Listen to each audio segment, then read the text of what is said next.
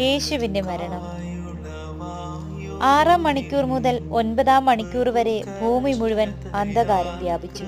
9-ാം മണിക്കൂറായപ്പോൾ യേശു ഉച്ചത്തിൽ നിലവിളിച്ചു, Eloy Eloy ലാമ സബക്താനി.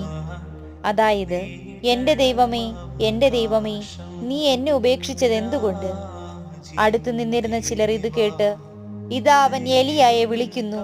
ഒരുവൻ ഓടിവന്ന് നീർപ്പഞ്ഞി വിനാഗിരിയിൽ മുക്കി ഒരു ഞാങ്ങണമേൽ ചുറ്റി അവന് കുടിക്കാൻ കൊടുത്തുകൊണ്ട് പറഞ്ഞു, ആകട്ടെ, അവനെ താഴെ ഇറക്കാൻ ഏലിയ വരുമോ എന്ന് നമുക്ക് കാണാം.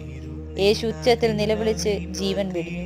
അപ്പോൾ ദേവാലയത്തിലെ തിരശീല മുകളിൽ നിന്ന് താഴെ വരെ രണ്ടായി കീറി. അവന് അഭിമുഖമായി നിന്നിരുന്ന ശതാധിപൻ അവൻ ഇപ്രകാരം മരിച്ചത് കണ്ടു പറഞ്ഞു, സത്യമായും ഈ മനുഷ്യൻ ദൈവപുത്രനായിരുന്നു. ഇതെല്ലാം കണ്ടുകൊണ്ട് ദൂരെ കുറെ സ്ത്രീകളും നിന്നിരുന്നു. ആമേൻ.